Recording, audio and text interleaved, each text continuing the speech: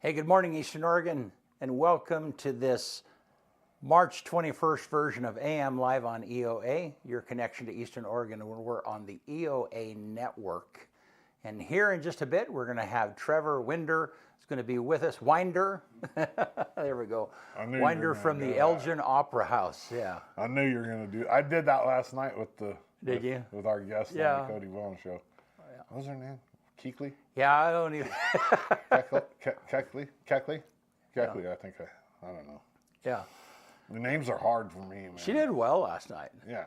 I mean, she was much nicer to talk to than Cody. Yeah, we had a Keeping It Clear with Cody Bowen show last night, and yeah.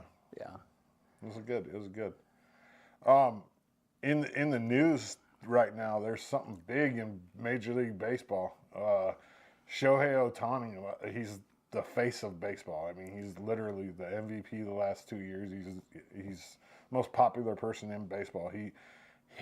So they're in Seoul right now. They played the Padres last night and the night before, 3 o'clock in the morning actually. And his interpreter, who's one of his best friends, been with him since he got to America, it was in the dugout for game one. Okay. Got fired that morning by the Dodgers, and ESPN put this out. So the original story comes out that Shohei Ohtani wrote a $4.5 million check to an offshore gambling place, which is not. It's against Major League Baseball policy to gamble offshore. You can't gamble offshore, and you can't gamble on baseball. Okay. Okay, that's the original story. He gets fired yesterday and changes his story. Now they're saying that he stole the money from Shohei. Like somehow he got into Shohei's account, his interpreter, and stole $4.5 million for gambling. This is huge because gambling is a lifetime ban in baseball. Right, yeah. Pete Rose is banned forever. Right, yeah. Every dugout, every clubhouse, above the clubhouse, there's one thing it says. You're not allowed to gamble on baseball. You're not allowed to gamble. You know what I mean? There's gambling rules about baseball, big time. Yeah. It's part of the integrity of the game. And this is I think it's a cover-up. I think Shohei knew. I think he at least wrote the check and was trying to cover for his buddy, which would be arguably against the rules. But I think that because he's the face of baseball, they're covering it up. Okay, so it came out that Shohei had offshore money. No, Shohei didn't have. Shohei wrote a check to an offshore, and what they said originally was his buddy got into a gambling debt, and he was covering his interpreter. Right. Okay. Well, then yesterday when he got released by the Dodgers, they said the story changed, and he said that he stole the money from Shohei. So like he's trying to be the fall guy. It seems like. It's going to get really messy. It already is. I mean, yesterday, every other meme was a picture of half of Pete Rose's face and half of Shohei Ohtani's face. It's crazy, man. And ESPN doesn't drop stuff unless it's legit. I mean, they aren't going to put something out unless they have firsthand knowledge of. Yeah. It's going to get gnarly. And this is the very beginning of baseball season, right? Well, so the Padres and Dodgers played 2 nights ago and tonight and last night. And then the opening day isn't for another week. These games counted. These were officially, but they were in Seoul. Okay, So these 2 games counted. They both come back to America and play like 3 or 4 more preseason games, and then the season starts. But they're 1-1 already. What kind of a financial deal do you think is there to get them play their opening games? And you know how much money? You know, baseball's huge in Seoul, in Korea. Wow. Huge. Yeah. And then plus you had, I think between the 2 teams, 5 Korean players on the teams. One of them actually played in the stadium that they played at before he came to America. Oh, really? Yeah, Ha-Sung Kim for the Padres played there. Yeah. See, I haven't been following baseball in a while. So yeah, it's huge. It's different. Korean baseball is different. So we got to really see Korean baseball during COVID. When they weren't playing. The KBO was on Korean Baseball League. KBO was all over TV in America. They have cheerleaders. They have people going crazy all the time. It's a whole different. I mean, it's still baseball, but it's like It reminds me of minor league baseball in America. Okay. It's more, Yeah. it's more energy. There's more, you know what I mean? Right. There's a lot more stuff going on. You know, like you go to a lot more stuff to volcano engage the game crowd, and you yeah. got roof man up on the roof, Yeah. and you know they're throwing free stuff. They're doing all these things for the kids. If you go to the Corvallis Knights games, you know they bring the San Diego chicken sometimes, or the cash machine. They put you in this thing and you try to catch dollars, and that doesn't happen at Major League Baseball games. Yeah. But it does that in Korean baseball. It's crazy. Interesting. Yeah. All right. Well, hey, you're on a sports roll. Let's do it. You want to do it?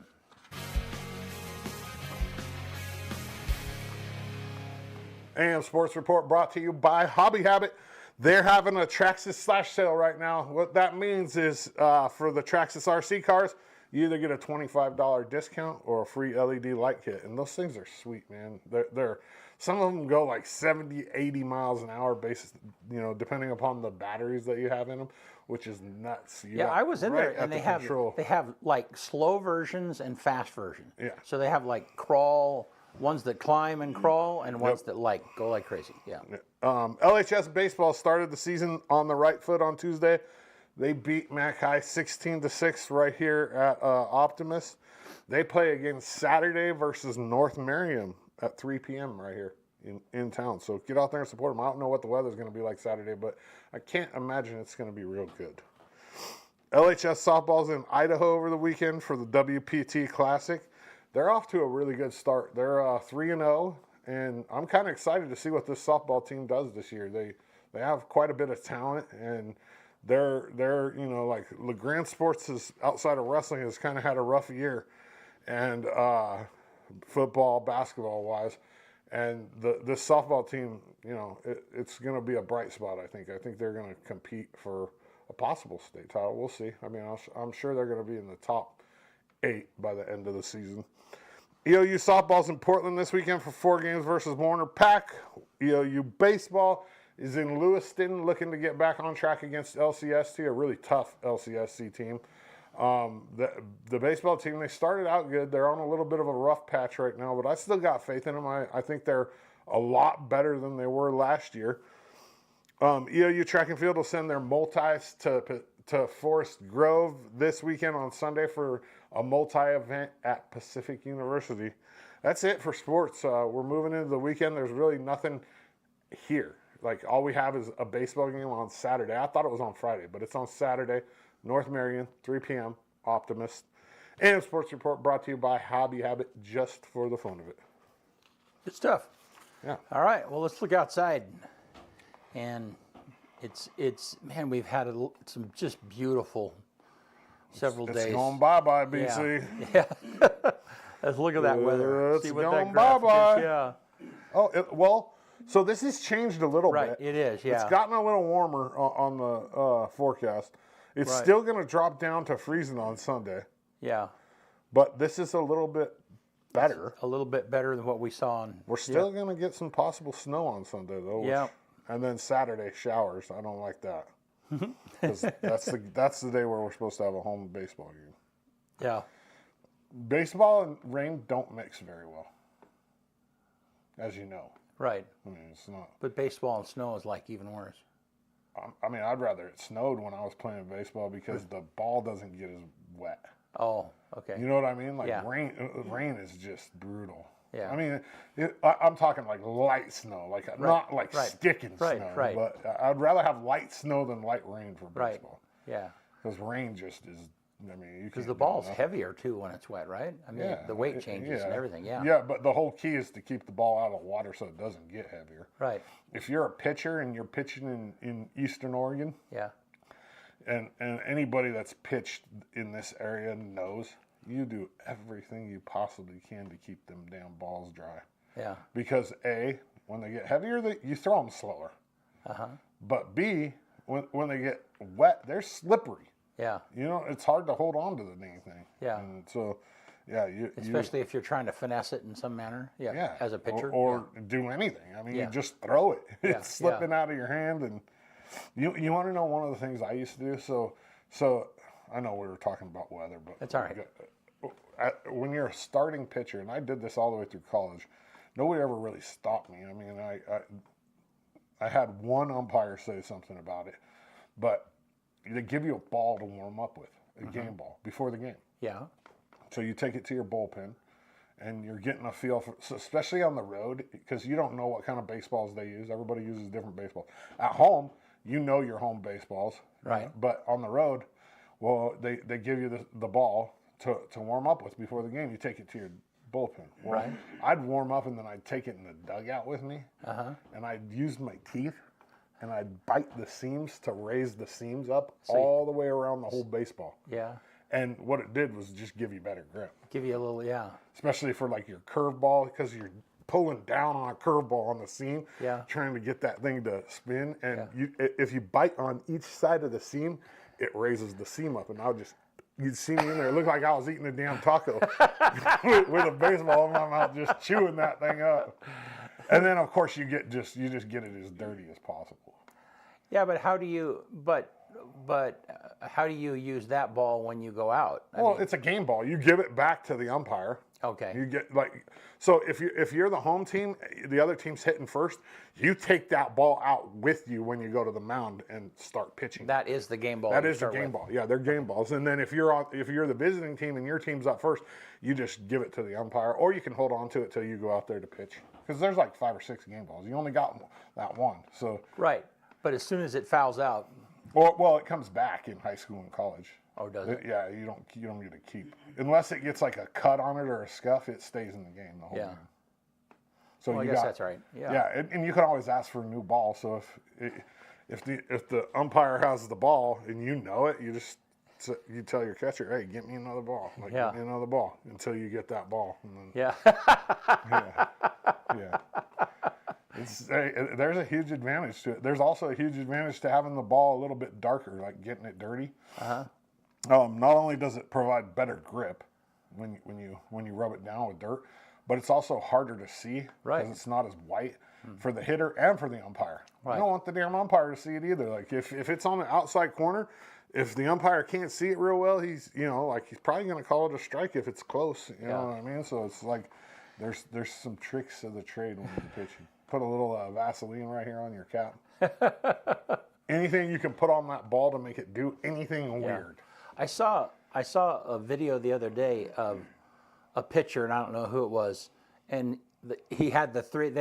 It was from his perspective, but you could all 3 pitches, all 3 different styles. One was a fastball, one was a curve, one was a slider, probably, or a sinker, probably a sinker. Yeah, but it was so they would start. They followed it from his hand, and then they all took different paths. Yeah. Super interesting. Yeah, I could do that. I mean, I could. Yeah.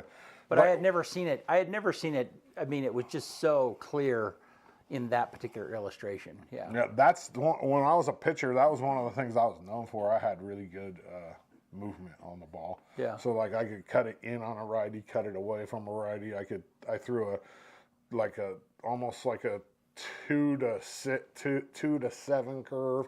I threw a slider, and then I was one of the very few people in high school that threw a splitter.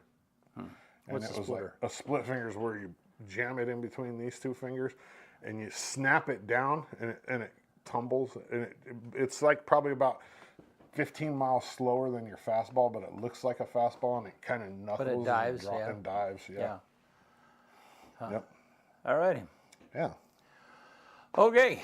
Well, hey, Trevor Winder is here with us today from the Elgin Opera House. He's going to talk to us about the upcoming musical Big Fish and a lot of other things. We'll be right back. Eastern Oregon is full of interesting people with interesting minds and interesting things to say. Here at EO Live, we're committed to connecting you to these intriguing people with EO Talks.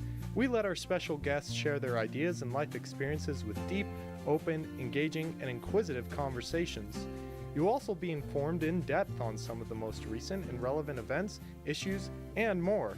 EO Talks on EO Live, your connection to Eastern Oregon, now on Roku.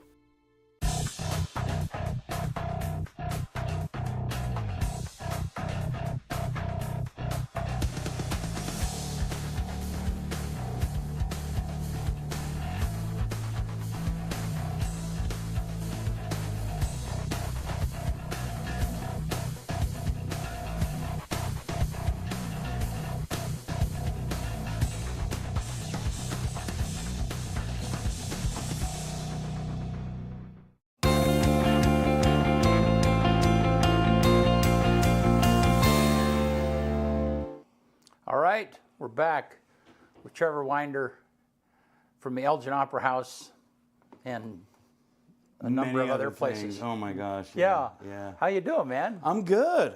It's early, man. You guys get going up and early. That's okay, though. I'm an early riser as it is.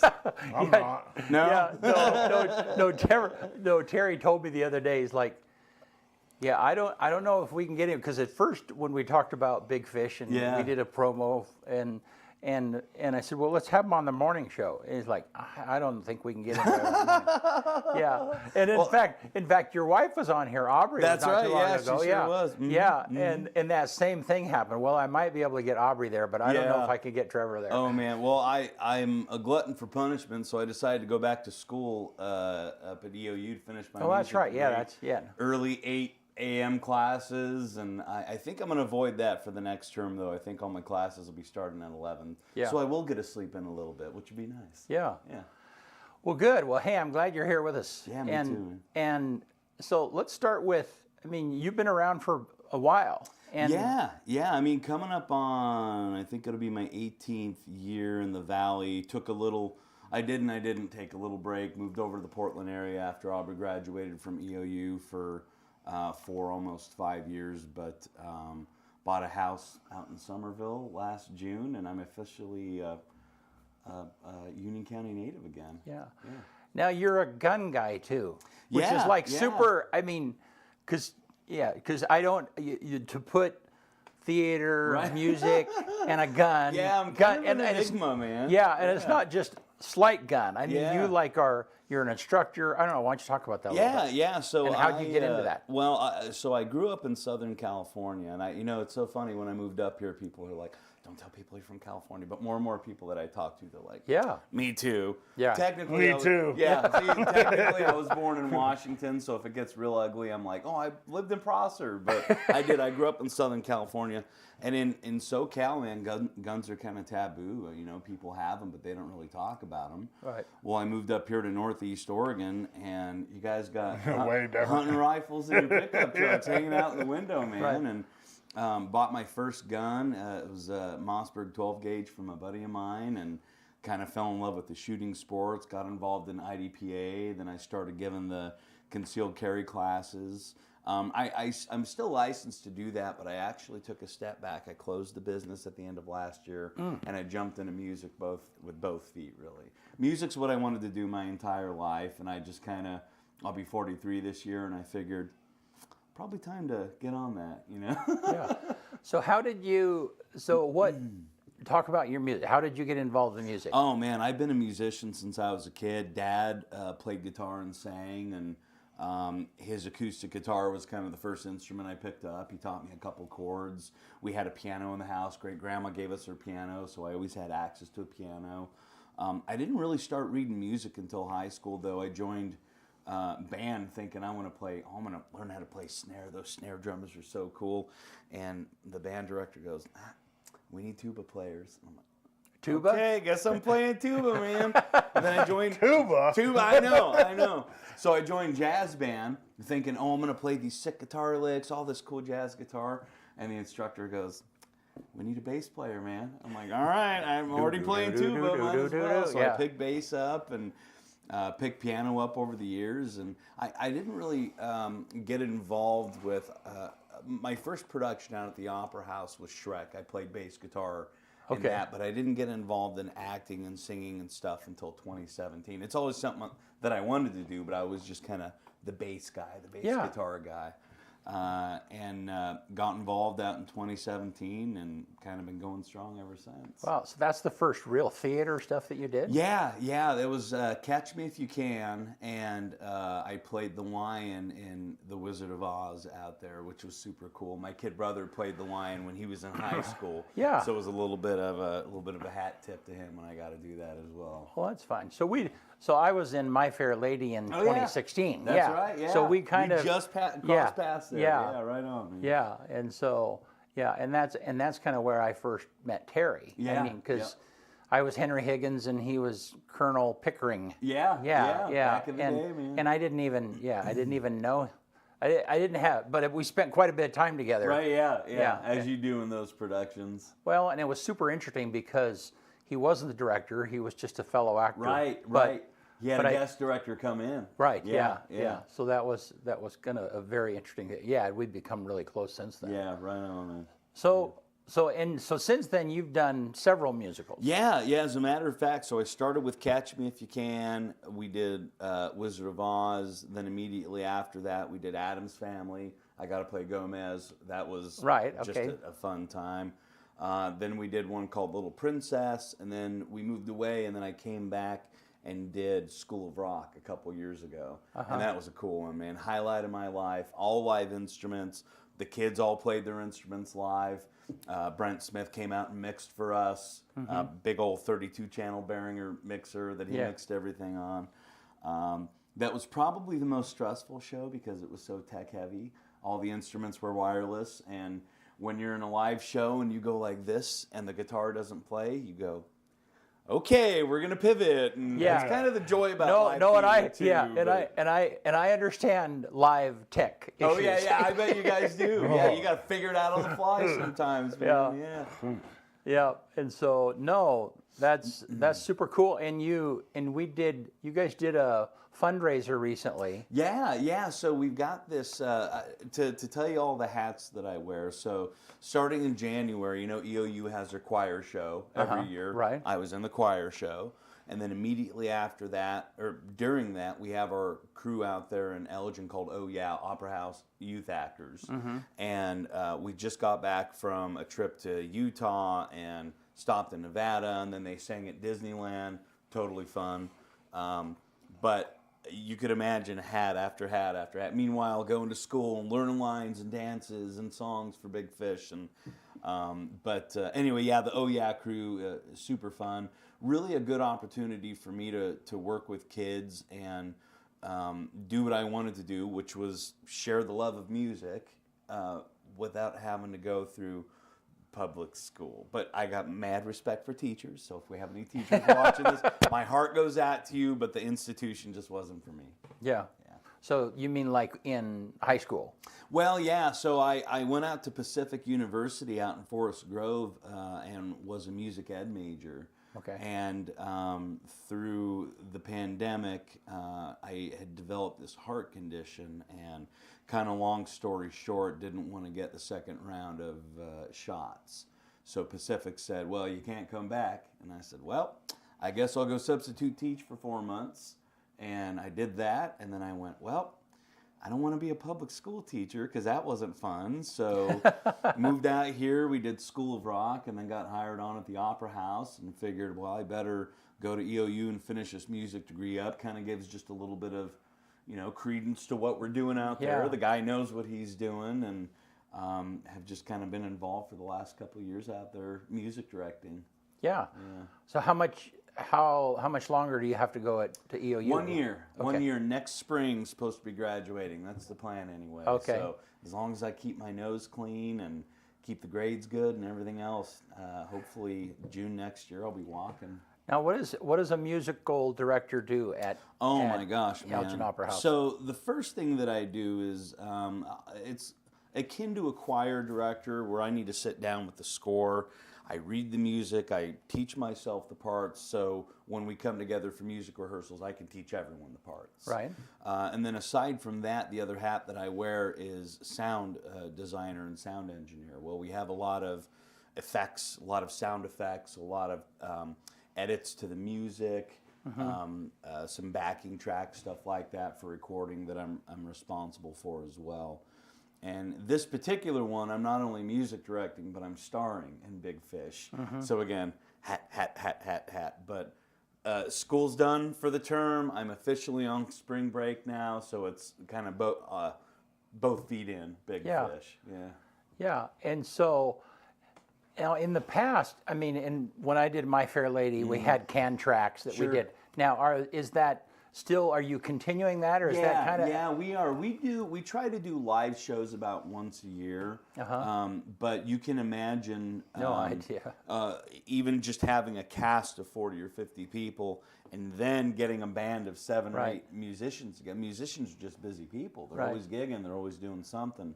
So it's about once a year. I was hoping we were going to be able to do one this year, but it's looking like maybe next year that we'll be able to have a live band. Well, and just the facility part of that. Yeah, Right, you know, yeah. you when, and I think you probably went to the same theater we did. So when we were getting ready to do My Fair Lady, we went and saw My Fair Lady in Issaquah, in a theater Nice, in okay, Issaquah. Yeah. And they had a live orchestra. Yeah. But the orchestra was literally, I thought it was going to be a pit, but it was like literally underneath. Yeah. Right, yeah, that's how many of them are. Yeah. Yeah, I mean, I walked up, there's a little hole, so you can still see you still see the director and you have a few instruments, but the body of the orchestra was basically virtually under the stage. Yeah, under where the first several rows, people are sitting right on the orchestra and they don't even know it.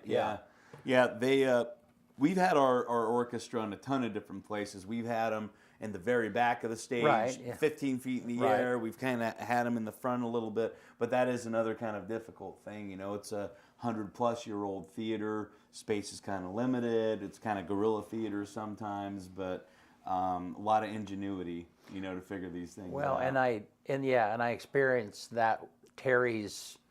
We can do this. We can figure out how to do this. His brain. Yeah. Sometimes we have to peel him back a little bit. Yeah, with My Fair Lady, that was like, did they just do that? Yeah. I wish we had the budget that Broadway had. Yeah. And the manpower, because the things that we could do with his brain are ridiculous. Yeah. But sometimes we got to go. I don't know if we can get a full spaceship in here today.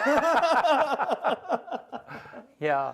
No, and that's fascinating. Yeah. Okay, so tell me about Big Fish. Oh man, Big Fish. Okay, well, so first things first. If you're watching this, Big Fish is not a well-known musical. A lot of people have seen maybe the movie. Tim Burton, right? Tim Burton, yeah. Ewan McGregor. Yeah. Young Miley Cyrus. Yeah. Oh yeah. Good flick. You know, it's all kind of based on a book, the movie, and then there's the musical. And the musical kind of expands into who Edward Bloom was. That's who I'm playing. He's kind of is that the lead son? character. No, that's Will. Okay. Will Bloom. And Edward's the dad. Edward's dad. Gotcha. Yeah, I'll be playing the dad. And then one of the cool things about this is I got to do this with my wife, and I've got to do quite a few shows with her, and it's always very natural when you get to kiss your wife on stage, or you get to dance with your wife, or things like that. But aside from that, each and every one of the cast members are close friends of ours. They're people that we've been involved with at the Opera House for years, and we've gone through life and death and sadness and happiness with all these people. So there's sometimes during rehearsal we have to calm down. We're all such good friends that we're like, okay, we have to stop talking. We need to get some work done. Yeah. But I think that really comes across in this musical that it's such a passion project, and I hate to say that because it feels kind of cliche, but it really is. Yeah. This isn't a musical that we're going to be making a ton of money on. I hope everyone comes. I hope you come. I hope you bring your friends.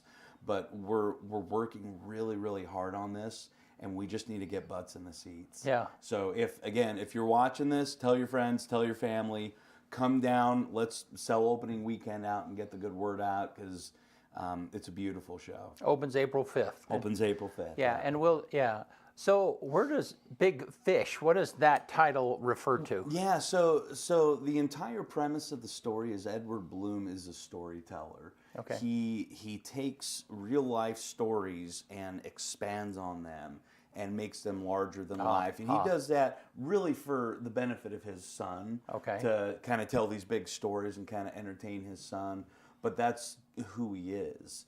So anytime he tells a story, it's big, and the characters are 8 feet tall. It's kind of like saying, yeah, the fish Exactly. was this. Exactly. Okay, yeah. You caught a catfish. That's the first line in the show. You caught a catfish this big. Right, okay. And Will says, it was about half that Right, size. right. Thank Okay. you. Isn't the dad's like dying, right? Right. In the movie, and like the son's like trying to like relive his dad's. Exactly. Yeah, he's trying to basically figure out who his dad is because he's been told these stories his entire life. Yeah. Dad's, like you said, they find out dad's got It's a cancer. really underrated movie. I haven't seen the play, but the movie's underrated. Yeah, man. yeah, It's really, good. really good story, kind of all the way around. And you know, when we met to do that promo video,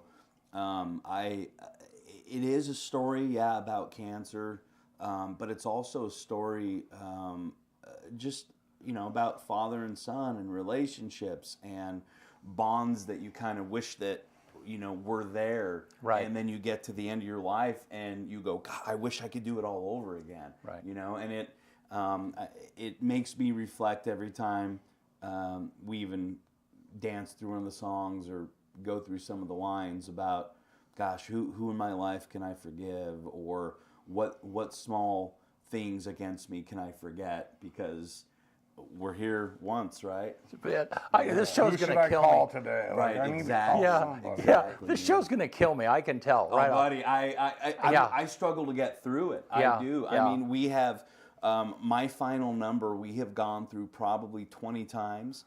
Once I've not cried through it. Yeah. So that's something that I need to suck it up on stage, because nobody paid to see a grown man cry. You know? Right. Yeah, I've sung songs like that in the past too, that initially were so emotionally I couldn't get through them. And then, you know, finally when I get through it Yeah. 20 or 30 or 40 Right, times, then it's like, then it's less exactly. emotional. But you kind of become, and man, what a balance to go, okay, I want to give this song respect. I don't want to think about all the people in my life that Right. I've lost. I want to be this character, but it's a balance. Right. It's a balance, You got to for sure. disconnect, huh? You do. You just have You to absolutely completely do. disconnect. Absolutely. Well, and Absolutely. everything you're talking about there, you know, even outside of someone being sick or ill or whatever it might be, you know, and you guys don't know this totally yet, but I mean, when you get to your 50s and your 60s, then that kind of stuff is all over. It's Well, like, yeah. how did I do? What kind of a legacy am I leaving? My dad's getting Right? older. Yeah, I'm getting yeah. older. My oldest daughter just turned 17. She's Yeah. going to be 18 this year. And Yeah. you just kind of, you lose people, you know, in your Right. life. And it's crazy to kind of just see time tick on. And it just lockstep marches forward. And Well- you just wish at some point you could pause, but you can't. So why not appreciate those people while they're here? Right, and you can't, I mean, you hear that all the time. It's like, you know, it does, but it's when you experience it, even when you're a little older. Right. I mean, I tell you, it seems like I've been preparing to get old my entire life. Right. But now that I'm partially there, Right, it yeah. is like partially there. I need something to throw in here. Yeah. Now that I'm there, it is just like, it is murder. Right, It is yeah. awful. Yeah. You know, I mean, because you know, even your best efforts to do your very best, you still have things that you wish you could have done better. Right. You still have regrets. You still have, I mean, you have this, you know, looking back, it's 2020. You can see exactly, what it is that you wish you would have done better. Right. So Yeah. And I guess you take, part of the beauty of life is you take all those things and you try to course correct. Right. You try to make yourself a better person. You try to take those experiences and go, what could I have done different? How could I have done that differently? Yeah.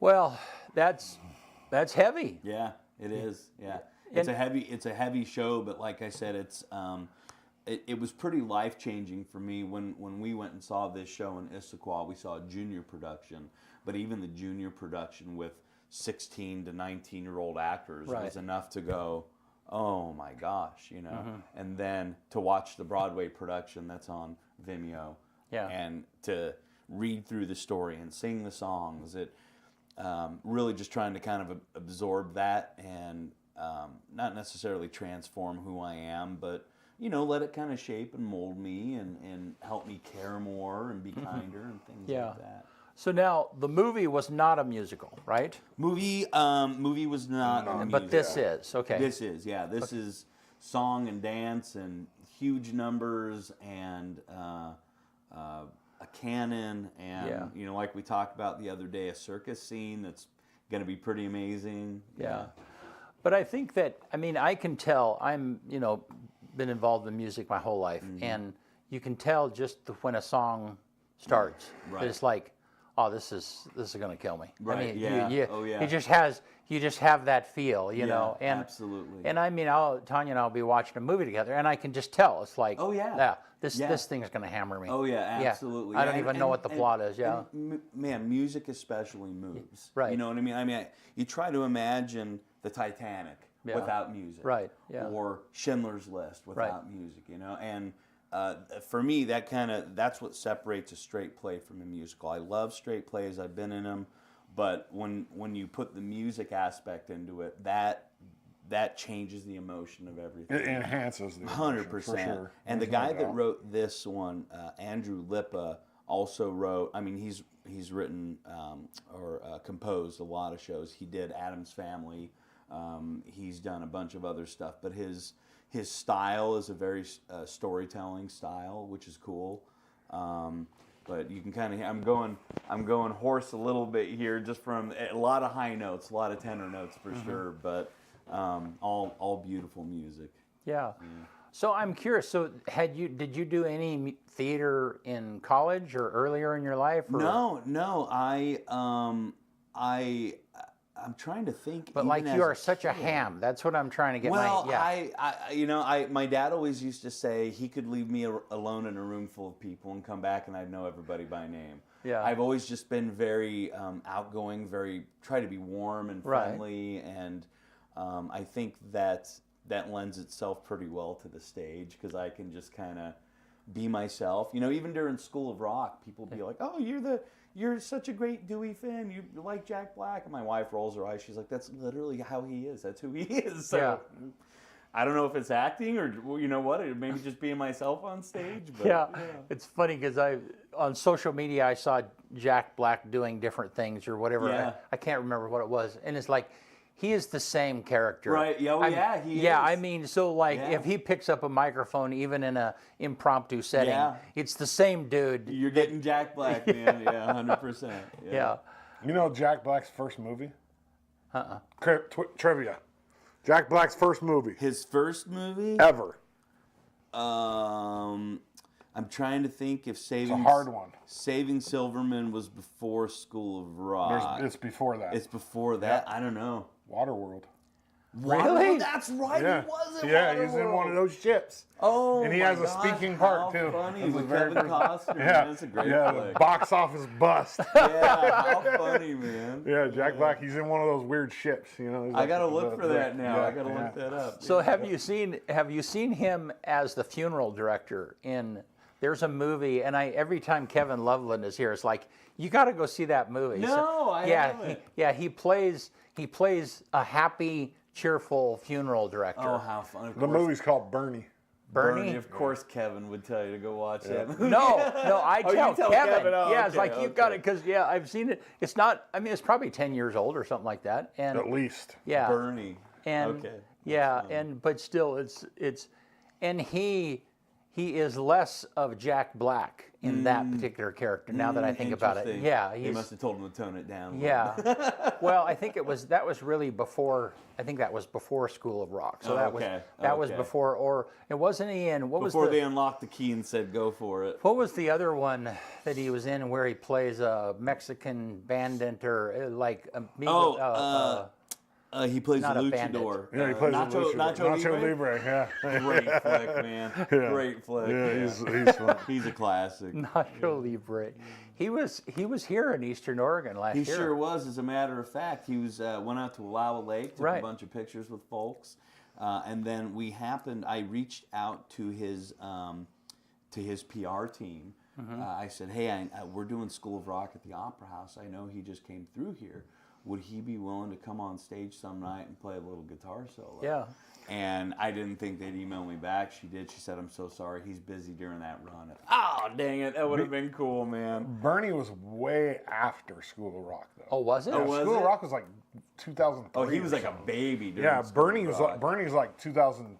11 or 12, like Really? maybe 13. Wow. I don't remember Interesting, exactly. I know. But School of Rock was like shortly after I graduated high school. I mean, it's So like, maybe I haven't seen School of Rock, the movie. I've seen the theater. I mean, I saw it out. It was like 2000, Yeah. right, early 2000s. Yeah. In I fact, could I look know it I up. have never seen that movie. I haven't seen the movie. Good So, one. Good yeah. one. Well, Yeah, 2003, School of Rock. I know. And then Bernie was 2011. I was off a little bit. so you got a place out in Somerville. Yep, Yeah. yep. And you got a new puppy, right? Got You were- a new puppy, man. Got a little, because like I said, I'm a glutton for punishment. Obviously. Yeah, I got a little Borgie. She's cute. She's 12 weeks old. A little cross between a border collie and a corgi. We named her Anya after Anastasia. Really? Anya. Yeah. Anya. We thought it'd be a nice little reminder. Well, and I mean, this comes back to, and people who watch the show regularly, they've heard me say this several times, but pets draw you to the here and now, whatever for it is. sure, yeah. Yeah, it's like Yeah. they don't care where you are No, tomorrow they or don't. where you've been. It's like, and little kids are the same thing. Yeah. They just pull you into right now, which is back to what we were talking about Sure. in Big Fish. Yeah. Is that's what it's about. Is Yeah. if I'm understanding. It's, Yeah. It's the musical really kind of jumps around through Edward and Will's life. Goes back to when Edward was a kid, some of the stories they told, then kind of back to the present time where Will's older, asking Dad questions about those stories, back to another story, back to the present time. So a lot of kind of flashbacks back and forth, but as the story unfolds, you kind of get to know Will more and more, and then you get to kind of see why Edward is the way that he is. So then, you talked about the characters. There's a witch and a mermaid. mermaid. So a those giant. are all a part of the stories that Absolutely. Yeah. Absolutely. Yeah. As he unfolds these stories and tells Will about his life, he introduces them, of course, with music. Right. Everyone's got his own song. The circus master is also a fun character. Yeah. This is a good one. And so then is the narrative. What does that look like? Does the storyteller stay in those scenes For the most part, or do they? Yeah, for the most I part. mean, are they like off to the side telling the story and they're seeing it behind them, or are they? No, they're center stage. They're in they jump into the They absolutely into those stories. do. Yeah. The writers have done such a good job of basically going from the present, saying, "Hey, let me tell you about the story that happened." Yeah. And they turn around and the story unfolds. Okay. Yeah, it's pretty instant and it's pretty cool. Yeah. Well, awesome. And now, you guys, and I know Nathan, you guys spent quite a bit of time and money. Yeah. On the projection, the scene projection. Man, the projections are awesome. Yeah. Now, is that a part of this too? Oh, yeah. Or, yeah. Yeah, Or yeah. How much hard sets do you have? We don't have much. We do have a stage that's pretty cool that we've developed that, without ruining the magic, Right, yeah. changes Okay. for this show, which is Okay. pretty cool. Kind of Transformers a little bit. Yeah. But those projections, AI is pretty cool nowadays. Yeah. And the stuff that you can develop with it and all the pictures that you can develop with it. So we're using that as a big part of what we do with the projections. But that system was like 99% conceived and designed by Nathan. He just spent hours researching it and calling different venues Yeah. and kind of seeing what they use. And we had stuff suggested that was kind of like more for conferences. And he thought, no, man, we've got to be able to do all kinds of stuff. Well, one of the cool things that it does is that it projection maps. So if you've got a globe, you can basically hit that with 2 or 3 different projectors and project a globe, a spinning globe, onto a round object. Right. Pretty cool technology that they have, almost akin to what they have at the kind of the big ball that's in Las Vegas. I don't know. The Sphere. The Sphere, yeah. Almost akin to what that is as far as the software goes. That thing's crazy. Yeah, it's insane. It's so cool. Well, yeah, and- we've only kind of touched what we Yeah, can and do Nathan thus and I far. talked about it a little bit when he was with, and man, I mean, I've had a ton of experience in projection Oh, stuff yeah. in the past, Yeah.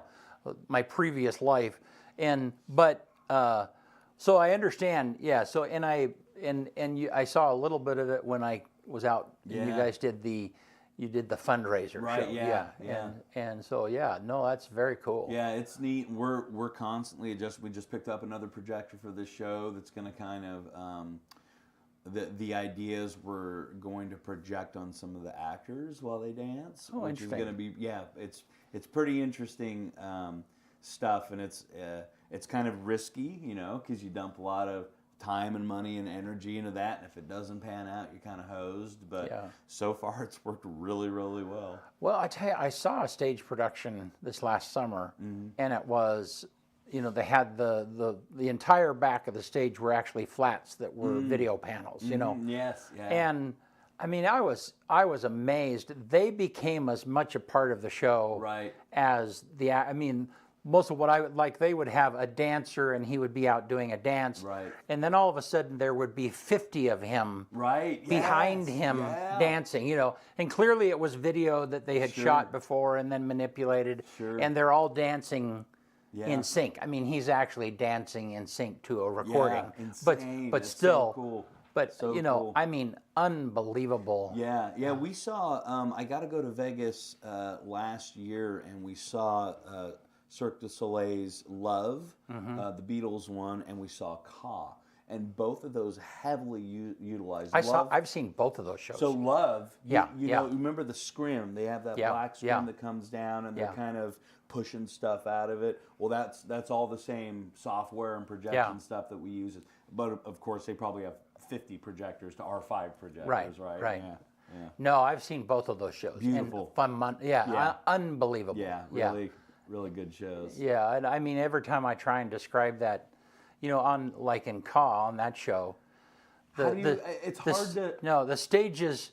There are 2 stages, and one's look like a regular stage, and the other one is vertical. Yeah. But at any time they can lay down, they can check. And when actors exit, Right. they just jump. They just jump off into the the stage pit, right. into a net that is down below. And to have that stage turn sideways like this, Yeah. and the climbing up the thing that, Yeah. oh my Yeah, gosh, it's just it's the craziest. And- multi-millions and millions. Yeah, in fact, I went with some buddies, but it's been 10 years ago. We went to Vegas to see those 2 shows, and then Love. Yeah. If you are a big Beatles fan, Yeah. it's the craziest. Yeah. And that's in the round, which is really right. interesting. Yeah. Yeah, So, that is really interesting. And then, of course, having all the characters kind of walk through at the beginning and introduce themselves and become part of it. Yeah, really good entertainment. Good show. But those, when you go, the point of that is that when you go to that kind of a show, though, you go like, man, we could never do this. But there are parts of it that is Sure. like, wait a minute, we could do that. we can in our house. we can use that. Well, yeah. and this, all of this Yeah. is the same thing. I mean, I've been to some of the big production shows and Yeah. NAB. The NAB is happening next month, and then it happens every year. Well, you go to that, and it's like, we could never afford that. Right. equipment. I could never, but maybe 3 or 4 years from now, I could buy that used. Right, exactly, Yeah, and exactly. So it just helps push technology forward. Yeah. The beautiful thing about those projections is it really it opens up our palette for sure, because when we have someone come in and hand paint, they always do. John Hanley, I'm sure you know John. John does an amazing job, but we're just kind of stuck with that for the show. Right. Where projections, I mean, with a button push, we can really change what we're looking at, change where we are. Yeah. I still love the hard sets, though. I do too. Yeah, So and we're hoping to find a mixture of these things. It's because it just is the texture of. I agree. You can't get around. And I loved My Fair Lady because of that. And I had done musical theater before that, when I was in college and stuff. But that was just, the set that they built was just on a whole nother level and just crazy. And the whole thing would just kind of fold up and then shove it to the side, and then they'd bring Ingenuity, out man. Yeah, it was especially just like you said in guerrilla theater, you just got to figure it out. How's it going to fit? Let's make it. But we also used you guys, Elgin Opera House had the projection in the back, Sure, and that was still very much a part of what was going on. So, no, very cool. Yeah. Well, thank you, man. So let's put the poster up real quick, Benny, of Big Fish Big Fish, man. Opens April 5th, 7:30. Tickets are on sale now at elginoperahouse.com. We do have group buys available, so 10 or more. Reach out and we'll get you guys a group buy. We're hoping to get that opening weekend full so the good word can spread and everyone can tell their aunts and uncles and grandparents and kids and all that good stuff. Yeah, and it sounds like, I mean, it's hard. It's going to be emotional. Oh, yeah.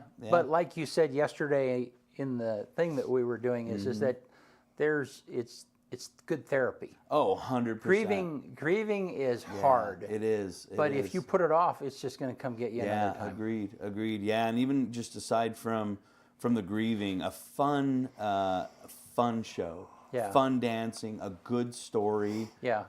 And again, I hope that people will come away with hearts just full of faith, hope, and love. Yeah. Yeah. Well, and Terry, if you watch this, you dog. Yeah. So yeah.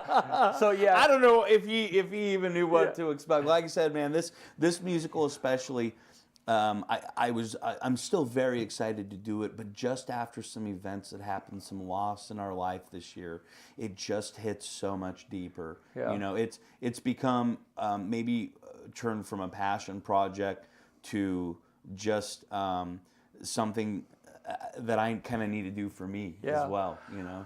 Well, so he called me Monday morning. I'm on the way to work, and he says, "Hey, I really, can you help me do a promo for this particular thing? Yeah. We don't have any pictures of any of the actors. We don't have anything." And like, what do you have? Well, I can send Trevor in. Right on, And yeah. and it's like, so we're going to point the camera at Trevor. Yep. He's going to look at the camera, and he's going to convince us to come to the Right. show. And he said, "Yep." I said, "Okay, well, let's see what we can do with it." Yeah. So Right you on. come into the studio, and I don't know the show Big Fish at all, and so then we do a mic check, and I'm like, "Okay, well, give me your energy. I know that you have energy, you know." And so we set the mic level, and then we start rolling, and then you puddle, man. Oh, I mean, I am a mess. You do. You just puddle, and then I feel like, this show. oh, that dog. You didn't give me any warning. Benny was editing it, and I'm like, is he crying? Oh, the whole time, man. Dude, this one especially gets me. I lost a close friend of mine a couple months ago. I've got a friend of mine out in Washington that's got stage 4 lung cancer. Oh. Dad's getting older. I'm getting older. So I mean, all of this is it's a very heavy weight, but like I said, so therapeutic to work through this and to do this show with my closest friends. Yeah. Awesome. Yeah. Very cool. Cool. All righty. Alex says Jack Black was in X-Files. Yeah. X-Files. Well, I mean, he was Yeah. so like 1995. Waterworld was his first box office movie. Like he was in little piddly movies, like. But you know, Jack Black's made most of his money on his voice. Oh yeah, man, Tenacious D. All of his, well, no, his voice, like voiceover characters. Oh yeah, All of his that's biggest true. Kung movies Fu are Panda, like his voice. video games, I'm Mario sure. Brothers. Mhm. Oh yeah, Kung Fu Panda. There's another big What's that? Jumanji. Peaches. Yes, yeah, there you go. He I mean, he's an awesome actor, but at the same time, his voice is Well, and he does have a Kung great Fu voice. Panda 4 this last weekend overcame Dune 2. Is that right? Yes. That doesn't surprise me at all. boy. Yeah. Right on. So, right. all right, get us On out. this day, 1871, journalist Henry Morton Stanley begins his famous expedition to Africa. This is how little happened on this day. I don't even know who that guy is. 1963, on this day, Alcatraz prison in San Francisco Bay is closed.